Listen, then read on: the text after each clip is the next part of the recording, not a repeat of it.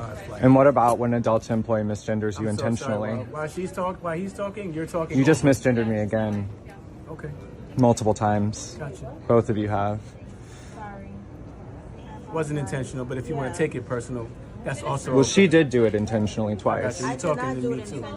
You said she and then you said he. You're being condescending, and if you want to continue, I have Port Authority escort you out the building right this moment if you want to play that game with me. Okay. Would you like to continue 3 days before Christmas? I really don't mind. I'm good. I'll just put this on. Damn! Delta don't play should be their new corporate slogan. Welcome back. Beautiful and amazing human beings. My name's Luke Radowski here of WeAreChangeDotShop. And there's a lot of absolutely crazy, wild, and bewildering news to get into today. As, of course, foreign policy-wise, the situation is not that advantageous for the American public. As domestically, legal lawfare is ramping up against the former president of the United States, with both the left-wing and right-wing mustaches of the establishment going straight for denying the American people what they want. We're going to be talking about that, plus a lot of other incredible news here on this independent media broadcast. If you like the shirt that I'm wearing, you could get it on thebestpoliticalshirts.com. And the clip that we played in the beginning of this broadcast is from allegedly a Netflix star that was trying to be a Karen at Delta Airport and then met her match with a disgruntled Danny who wasn't having any of it, with lots of people complimenting this employee, saying enough is enough of the woke madness, while some people took the side of the customer, saying that they're always right, leaving the question to many people on the internet, with me simply saying, who cares? It's a personal interactions. Why are we looking into this? It's not that big of a deal. As you know, Russia moving nuclear weapon shipments to Belarus, as even announced by the Russians that seem to be bragging about the news.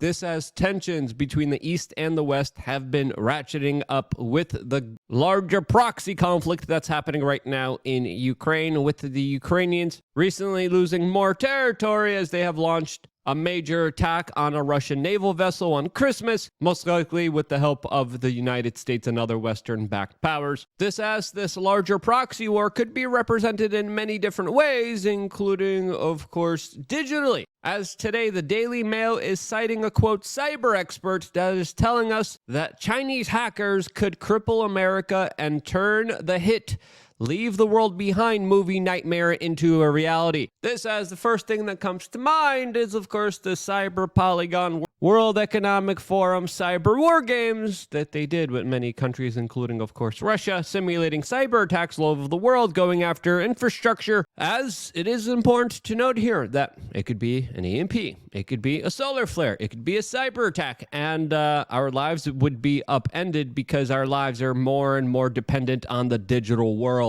As of course, no matter what happens, it's going to be important to note here that there's going to be sinister, powerful people trying to take advantage of the situation and automatically blame their geopolitical opponent as a result of whatever happens. As according to many cyber experts now, it's not if, but when something could happen here in the United States that would dramatically affect our infrastructure, that as we have seen even here recently in the United States, especially in the southern part of this country, is extremely vulnerable. This has finance, communication, energy, food, all dependent on central grids that could be taken out at any moment and any time. And let's just be honest here, if we are dealing with a situation where we are at war, let's just say potentially with either the Chinese or the Iranians or the Russians, a full-fledged actual real war, infrastructure, supply lines, factories are usually the first targets in larger conflicts and battles. And to think that somehow these will be unaffected is, I believe, a naive point of view, as geopolitically, the situation is becoming more tumultuous than ever, especially in the Middle East, as more countries are getting involved in the proxy conflict in that specific region, as Iran, Saudi Arabia, Turkey, Syria, and the United States are all playing an important role between the larger conflict between Israel and Palestine. This as today, we're also finding out that the Israeli Prime Minister is looking for Western countries in order to absorb large number of Palestinian refugees that the Israeli government wants to ship out of the Middle East. Now, what country will be taking Palestinian refugees that, of course, also have a very long history of causing civil strife and unrest wherever they go?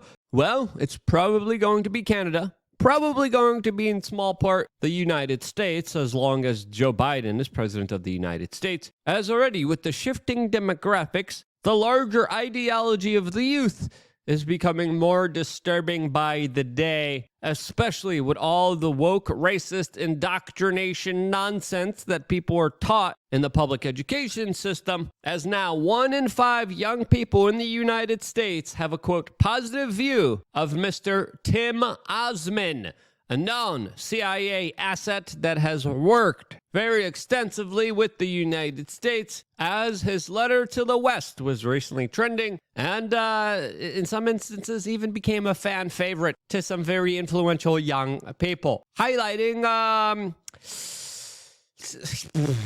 some not so certain social cohesion, to say the least. You add that to, of course, international troubles and pressures, especially when it comes to other countries meddling and interfering in our way of life, just like the United States interferes into theirs. Add that to the larger prospects of non-conventional warfare that some people say we are already engaged in between the West and the East.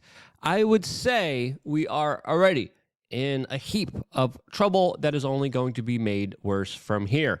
But don't worry, CNN is here to tell you that Santa Claus takes it up the chimney. Yeah, CNN coming out with these kind of opinionated stories, trying to convince you that Santa isn't so cheery about the ho-ho-hos, as Miss Santa Claus is BTFO'd by the corporate media that is selling a eugenics depopulation agenda. And that's one reason out of many reasons why I created WeAreChangeDotShop, our own line of health supplements, as taking care of yourself is more important than ever. One of the first pills that, of course, we started off with is with the Chill Pill, as we have TakeTheChillPill.com. It is our own line of ashwagandha with black powder, 1,300 milligrams. This is something that I personally took and continue to take myself, especially during elevated, stressful days at work. This has helped a lot of people normalize their hormone levels. Lots of people used this instead of energy drinks, got off of energy drinks, used this in order to stabilize their energy levels, elevated their moods, dealt with anxiety, and more importantly, this helps increase muscle mass and increase fertility and testosterone in men, as of course we have a testosterone crisis in this country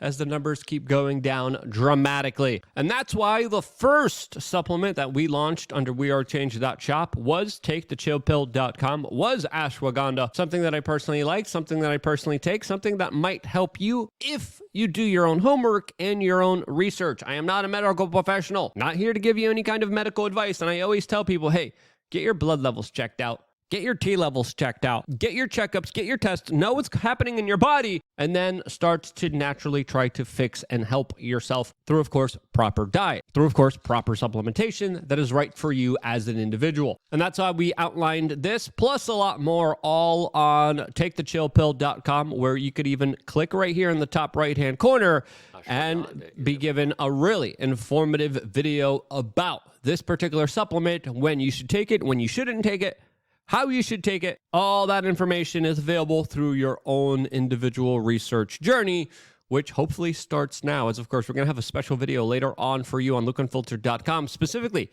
getting into health, which I think is more important than ever to focus on, as things here domestically inside of the United States are becoming very tumultuous, as the establishment looks like it will absolutely have a major defeat in the 2024 presidential elections, as now 6 in 10 voters say that Joe Biden should not run for the presidency, as half of Democrats say that it's now too late for him to be replaced as the Democratic nominee in a major Daily Mail poll that is highlighting a lot of very serious concerns for the current ruling party that is essentially banking on imprisoning their number one chief political rival. This as they have opened up a can of legal lawfare against the former president of the United States, as it's the Democrats and Republicans that have actually launched, financed, and funded legal attacks against the former president of the United States, as perfectly explained by Vivek Ramaswamy,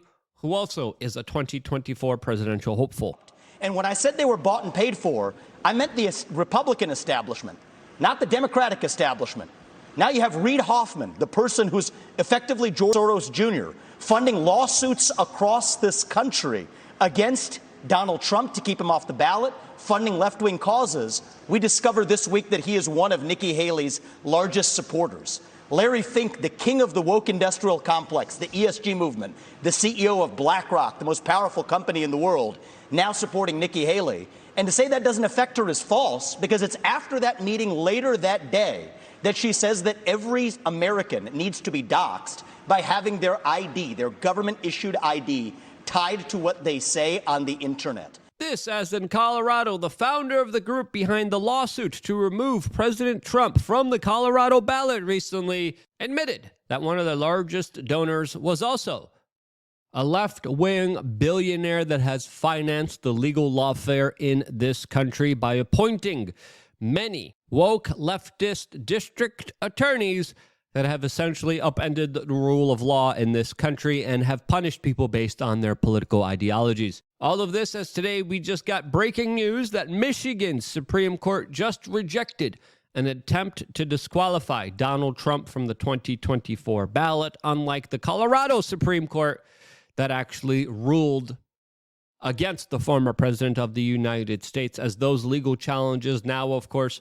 ramp up and might create a disaster of a situation from the United States politically from within, sowing more chaos, disorganization, disillusionment, and disenfranchisement of the American people that clearly, according to the poll numbers, want the former president of the United States to become the president once again. This legal lawfare has, of course, ramped up in many different ways, not just affecting Donald Trump, but the closest people around him, including his lawyers, his aides, the people representing him, the people working with him, as Newsweek is describing how Rudy Giuliani has a very unhappy new year ahead of him, as he has been sued and told to fork over hundreds of millions of dollars and is currently in bankruptcy proceedings, while he still faces many other court proceedings with a harassment case, a lawsuit, a criminal trial in Georgia. This, as it looks like, America's mayor is paying the biggest price for aligning himself with the former president of the United States, as this situation is not unique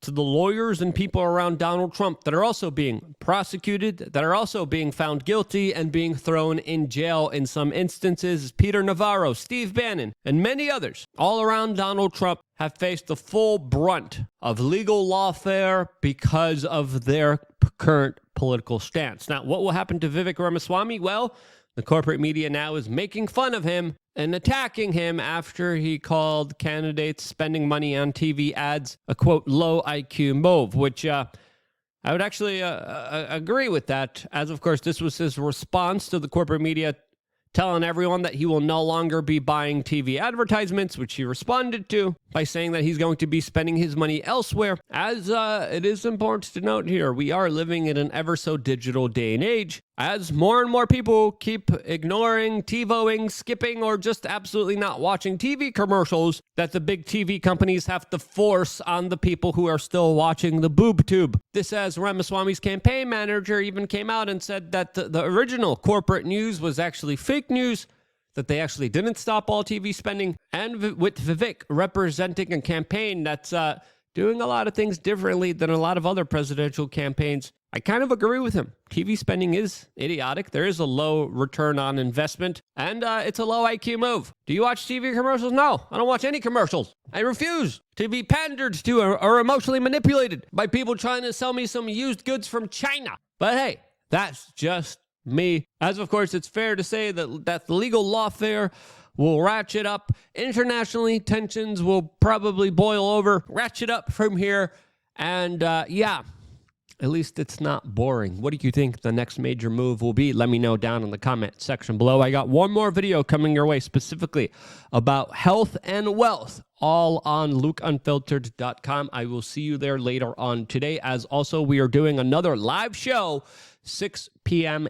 Eastern today, here on this specific channel. Members of LukeUnfiltered.com get to call in. You're going to be able to call in at around 7:30 p.m. Eastern. I look forward towards your participation, towards new people calling in and being a part of the conversation on our live show that is doing incredibly, incredibly well. I wouldn't be here if it wasn't for you guys, and this is why I love you guys. Stay tuned for more here on WeAreChange.org.